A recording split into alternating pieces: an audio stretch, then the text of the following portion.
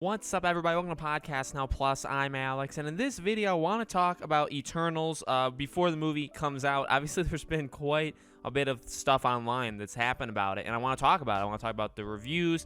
I want to talk about kind of the split, reaction or what could happen with fans, of Marvel, of the movie, of not the movie, and go from there. So let me first just kind of start off by saying my honest opinion and thoughts for those that maybe don't know. I'm not, very much into this movie. I've never been, though. That's the thing, right? I've really, ever since the first trailer, the first look, or really anything in terms of the production about this movie, the cast, the director, none of it interests me almost at all. I've told a couple people just flat out that this could very well be the first Marvel movie I don't see, and not just that I don't see, but I don't care that I don't see it in the slightest. Now, Captain Marvel, I think, was probably another one that maybe if I didn't see it, I don't really think I would have had a problem. But I saw it because it was mixed up in the Infinity War Endgame era. But for this movie, I really I'm gonna see Shang-Chi. I still haven't, but I still want to. For Eternals, I really don't care. But again, I've always thought that. That's kind of always been my stuff.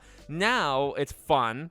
I think it's fun, at least, to see the internet collapsing based off of all the stuff that's happened with this movie. So, first, I guess to continue on with that, I don't think I'm alone. I think there are a lot of people that whether they've been disconnected ever since Endgame, or maybe it was Black Widow, or maybe it was Shang-Chi, or whatever. But I do think there's a lot of people that kind of pieced out at some point. I don't think I'm alone. And I think even specifically with Eternals, I'm not alone. I think there's a lot of people that are not into it. Granted, and I try to look at both sides, and I think I'm pretty darn fair. One of the more fair people that I see, not to get cocky. But, I think I understand people that like it. I have nothing against. I mean, if you like the movie, or you want to like it, or you're interested in it, I have nothing against you. I don't think really anybody should have anything against you. I'm just saying kind of where I stand, and I know where other people stand, and that's totally cool. But again, the thing is, now we're literally in the end game, right? To quote Doctor Strange, we're there. The movie comes out in just a few days, and we're gonna see a lot of things, with this movie. I think just factually, we're gonna see if this movie is gonna be something that is gonna be praised on everything they want to praise it on, combined with success. See, the thing, and I will bring in, I guess, a little personal bias here. I don't have anything necessarily against the stuff that they've talked about with this movie, although it does sound like it's the second coming of Jesus. But so I think it's a little bit hyped. But yet again, you could argue that maybe every Marvel movie is always hyped, and we're just kind of isolating this one. That's a fair argument. But I just feel that this movie is being really pushed, mainly because of how different it is, how diverse it is, how literally those are the two kind of main things. It's a very different kind of Marvel movie. It's all of these things, and again, that's fine. But the interesting thing is, well, does that immediately mean it's a good movie? It could be different, it could be inclusive, it could be diverse. I know a lot of the cast always says that, and again, I literally don't have any problems with that. But if you forget to make a good movie because you're just focusing on that, there's the issues. And now we don't know yet. We don't know, but we're gonna know very soon. If this movie bombs, and I know whenever you say, a Marvel movie's gonna suck, I know people will immediately have strong reactions. Look, I just don't think, Shang-Chi, that movie, I would argue, I'm on the side of that movie, did not do great in theaters. Yes, it did 400 million. Yes, it did really well week one.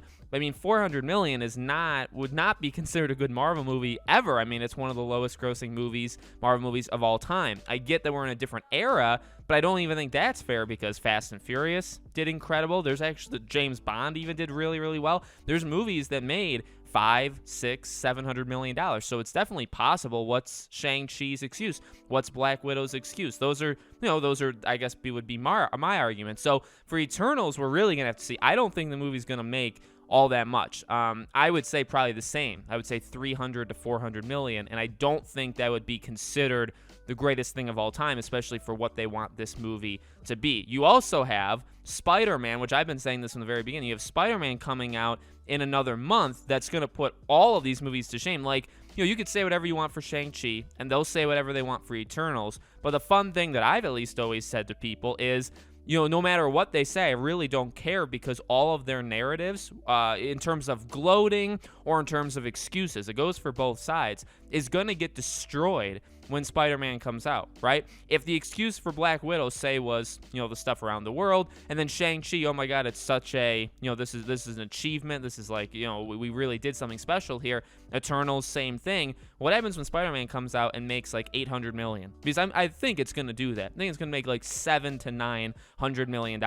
So it doubles. Let's say Shang-Chi almost doubles Black Widow, doubles Eternals. What do you say about it now that it's an established property? I guess, but I mean, it also just does not look good for, Eternals or Shang-Chi that these movies make less than half of Spider-Man. Again, I get how big Spider-Man is. I get, the third movie in a trilogy, Raimi verse, all that kind of stuff, but it still doesn't look good. So those, and again, these are just kind of thoughts. These are kind of just things that I've been thinking for a while, and I just really haven't said it. It's all, who knows? That's really what we will not know. Even week one, if it does well week one, Shang-Chi did well week one, Black Widow did well week one. A lot of movies do well. Even Venom did well week one, and then some of them fall off. So we'll have to see, how Eternals does as the weeks go on. But then you have the final piece of the puzzle in the reviews. So what's interesting about the reviews, obviously, I think you guys may have already known this, is that it's the lowest, rated Marvel movie ever, which is interesting. Now, here's the thing.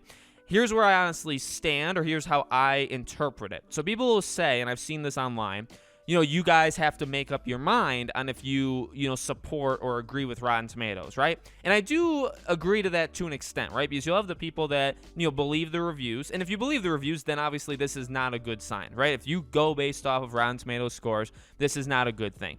If you don't go based, so even like someone like me, I've talked quite a bit on both channels how I hate critics. I hate, gaming journalists, media journalists, people that give, scores. I don't go based off of them ever, right? So what would it be like for me to say, well, oh my God, look, haha, it's the lowest Marvel movie ever. Like, look how bad it is. But like you said, you don't trust them. So like, I do understand that side. However, there is a third minor option that people, I think, on that, narrative side aren't exactly thinking of. And this is honestly how I at least am aware of. Again, I really just don't even care. I don't even look at Rotten Tomatoes. I just see it on Twitter.